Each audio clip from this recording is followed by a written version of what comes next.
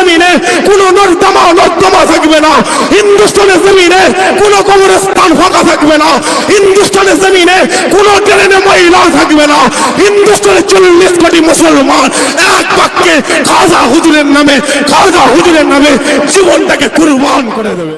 খাজা মঈনুদ্দিন হিন্দুস্তানে এসেছে, এক হাতে 99 লক্ষকে মুসলমান করে দিয়ে চলে গেছে।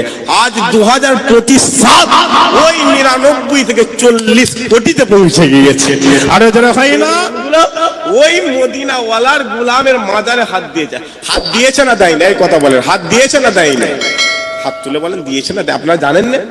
বলছে খাজা হুজুরের মাজার ভাঙবে, খাজা হুজুরের মাজার ভাঙবে। কেন রে? না ওইখানে শিবলিঙ্গ পাওয়া যায়। আমি মাঝে মধ্যে ভাবছি ওই যেটা বেরোচ্ছে ও চয়েস খুব ভালো, বুঝতে পারলে? কোথায় বেরোনে, খালি মসজিদ আর মাদ্রাসা আর মাজারে দেখে দেখে বেরোচ্ছে, ভালো। তবে একটা কথা মাথায় রেখো, শোনো, মুসলমান চুপ নেই, মুসলমান চুপ নেই। মক্কার জমিন চলছে। কিসের জমিন চলছে? রাসূলুল্লাহ নবুয়াতের মাক্কি জীবন চলছে, চুপ হয়ে আছে। কথা বুঝলেন না? রাসূলুল্লাহ মাক্কি জীবনে অত্যাচার করেছে, চুপ হয়েছিল। মদিনা জমিনে চলে গেছে, তার বাড়ির বিরুদ্ধে তরবারি উঠে গিয়েছে। আরো জোরে হয় না? তরবারির বিরুদ্ধে তরবারি তুলেছে। ওমরে ফারুক বলছে কার সামনে তরবারি তুলেছে? খাট থেকে গর্দান কেটে আলাদা করে দিয়েছে। অতএব তুমি কি ভাবছো চুপ করে আছে নাকি? কি ভাবছো চুপ করে আছে নাকি? না, অত সহজ নয়। একবার হাতটা দিয়ে দেখো, হিন্দুস্তানের জমিন আবারও কারবালা তৈরি হয়ে যাবে। আরো জোরে বলে, পরিষ্কার কথা বলেন তো আব্বাজান।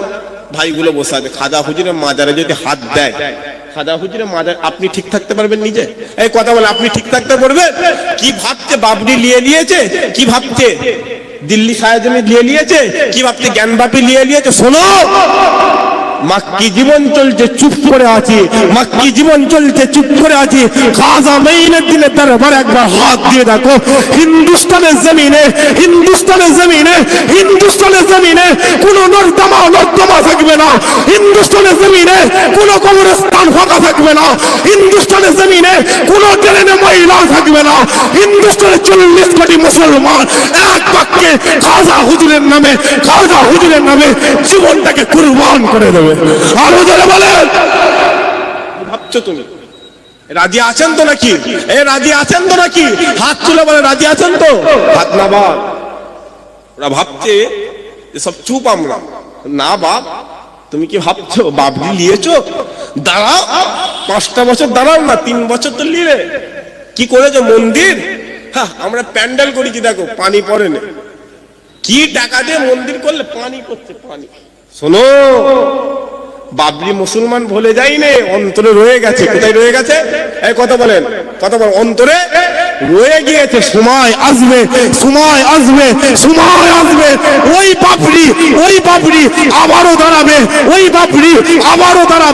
ওই মন্দির ভাঙা হবে, হিন্দুস্তানের জমিনে 40 কোটি মুসলমান ওই বাবরিতে নামাজ দাঁড়িয়ে আদায় করে নেবে।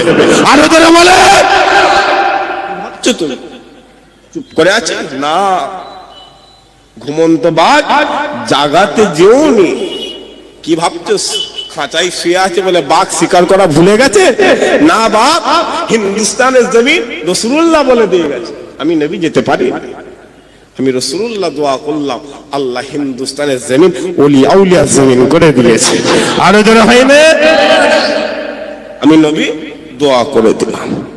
তুমি কি ভাবছো ওমরে ফারুক চলে গেছে, খালিদ বিন ওয়ালিদ চলে গিয়েছে, কাতাদা চলে গিয়েছে, আবু উবাইদা ইবনে জাররাহ চলে গিয়েছে, তাদের উত্তরসূরি হিন্দুস্তানের জমিনে আরো জীবন্ত রয়ে গিয়েছে।